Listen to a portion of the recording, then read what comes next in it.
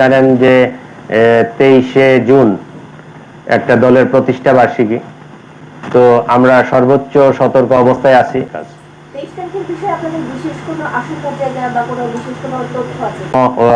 Threat আশঙ্কা কোনো কিছু নাই।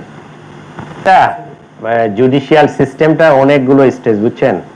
আমরা তার মধ্যে একটা ধাপ পালন করি, ইনভেস্টিগেশন, প্রসিকিউশন, জুডিশিয়ারিটা এর পরে। আমাদের কাজ হচ্ছে ক্রিমিনালকে অ্যারেস্ট করা, করে তার বিরুদ্ধে সাক্ষ্য প্রমাণ সংগ্রহ করা এবং সাক্ষ্য প্রমাণ সহ তাকে কোর্টে উপস্থাপন করা।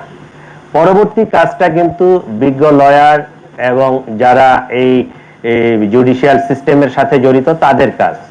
এখন এইটা তাদের বিষয়, কাকে জামিন দিবে কি দিবে না, কাকে শাস্তি দিবে কি দিবে না, বা কি করবে না করবে, এটা কিন্তু কোর্টের বিষয়। এই বিষয়ে আমি আসলে মন্তব্য করব না, এটা তাদের বিষয়। কিন্তু আমরা আমাদের কাজটা করে যাব। আমরা যখনই কোনো সন্ত্রাসী, অপরাধী, মাদক ব্যবসায়ী, চাঁদাবাজ যে কাউকে পাবো আমরা অ্যারেস্ট করব, তার বিরুদ্ধে আমরা এভিডেন্স কালেক্ট করব, তাকে কোর্টে সোপর্দ করব, এইটাই পুলিশের।